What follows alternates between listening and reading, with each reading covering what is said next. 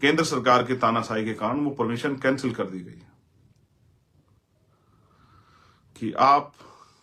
वो जगह जो सुप्रीम कोर्ट ने प्रोटेस्ट के लिए राइट टू प्रोटेस्ट जो है, विरोध का जो अधिकार मिला है, अपनी बात को रखने का जो अधिकार मिला है, अपनी समस्या को कहने का जो अधिकार मिला जिस जगह पे, उस पे भी वो सभा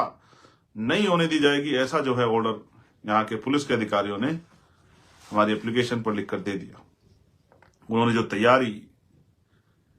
एक एक पैसा जुटा के की थी, उनकी तैयारी धरी रह गई, क्योंकि हमारे पुलिस के साथियों को मैं उनकी गलती नहीं निकालता, ऊपर के लोगों का आदेश है कि कोई संविधान सभा नहीं होने दी जाए, क्योंकि उनका मानना है कि 500 साल के बाद राम अयोध्या वापस आ रहे हैं। केंद्र सरकार का ऐसा मानना है, और मुझे बड़ी खुशी है इस बात की कि अयोध्या में जो कार्यक्रम हो रहा है और जब वहां प्राण प्रतिष्ठा हो जाएगी, राम स्थापित हो जाएंगे, तो इस देश की भुखमरी, इस देश की बेरोजगारी, इस देश में जाति के आधार पर, क्योंकि शायद वो तो जाति को नहीं मानेंगे, वो जो अपने मंदिरों में दलितों के, आदिवासियों के, पिछड़े वर्गों के लोगों के घुसने पे पाबंदी नहीं लगाएंगे, वो तो जाति के आधार पर जो हिंसा हो रही है, वो तो शायद हिंसा करने वालों को सही शिक्षा देने के लिए समझाने का काम करेंगे, ऐसा मेरा विश्वास है। मुझे विश्वास है कि जो करोड़ों करोड़ों लोगों से बना भारत है, अनेक धर्मों को से बना भारत, शायद राम जी के आने के बाद कोई अपने घर में या देश में कहीं भी कोई भूखे पेट नहीं सोएगा, कोई भी गंदा पानी पीने के लिए मजबूर नहीं होगा,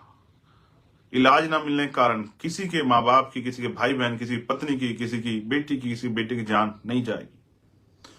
महिलाओं के साथ जो रेप हत्याएं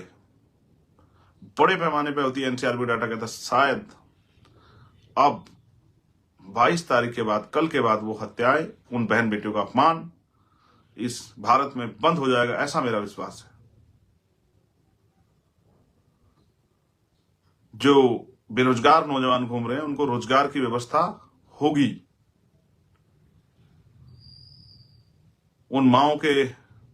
जिनके साथ अन्याय हुआ, उन माओं को न्याय मिलेगा, उन भाइयों को, उन पिताओं को न्याय मिलेगा, जिनके साथ पिछले लंबे समय अन्याय हुआ, बहन बेटियों को सम्मान की जिंदगी मिलेगी, ऐसा मेरा विश्वास है। और मेरा विश्वास अटल है, क्योंकि मुझे भारतीय संविधान पे भरोसा है, और मुझे भरोसा है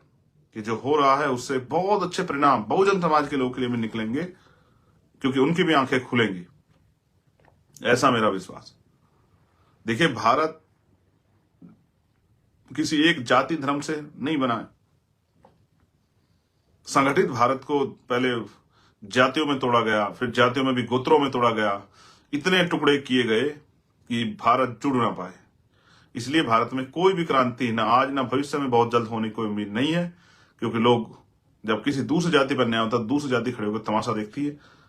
जब एक जाति अपने अधिकारों के लिए लड़ती है तो दूसरी जाति उसका तमाशा देखती है, जब पुलिस के लोग, सरकार के लोग उस पर अन्याय अत्याचार करते हैं। लेकिन जब वही जाति दूसरी जगह पे उनके जागरूक लोग अपने अधिकारों के लिए प्रयास करते हैं, तो फिर दूसरे लोग खड़े होकर तमाशा देखते हैं।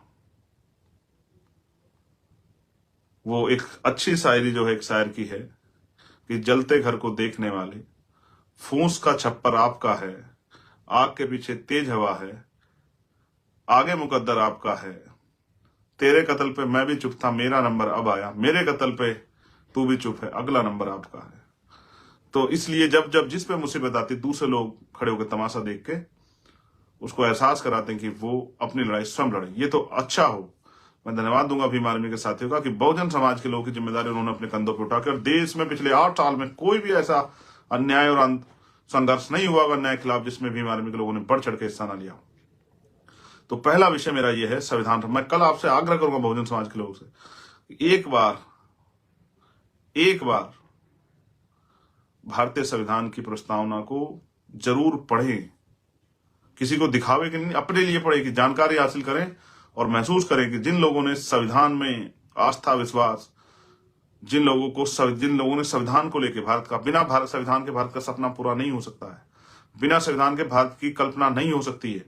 और बिना संविधान में मिले हुए अधिकारों की बदौलत इस देश में धार्मिक जो मान्यताएं हैं, उनके जो अधिकार हैं, वो भी नहीं हो सकते हैं। इसलिए हम पुनः, और मुझे और उन सब लोगों को भी जो कल 22 तारीख का उत्सव मना रहे हैं, उन सबको भी भारतीय संविधान का धन्यवाद देना चाहिए। और साथ साथ मैं आपसे ये कहूंगा कि क्योंकि अभी तक हम लोग संविधान के उन प्रस्तावना के उन उद्देश्य संकल्पों से बहुत मीलों पीछे हैं, तो हमें ये भी तय करना चाहिए कल एक अच्छे दिन पर कि भाई हमें इस देश के संविधान के जो संकल्प था, उद्देश्य थे, उसको भी पूरा करना है। मेरा अटल भरोसा है कि आपके दिमाग में जो चल रहा है कि भाई क्या होगा, मैं आपको विश्वास से कहता हूं, जो कुछ हो रहा है वो हमें जागरूक करने के लिए, समझदार बनाने के लिए, हमें तैयार करने के लिए हो रहा है। हमें तैयार होना चाहिए।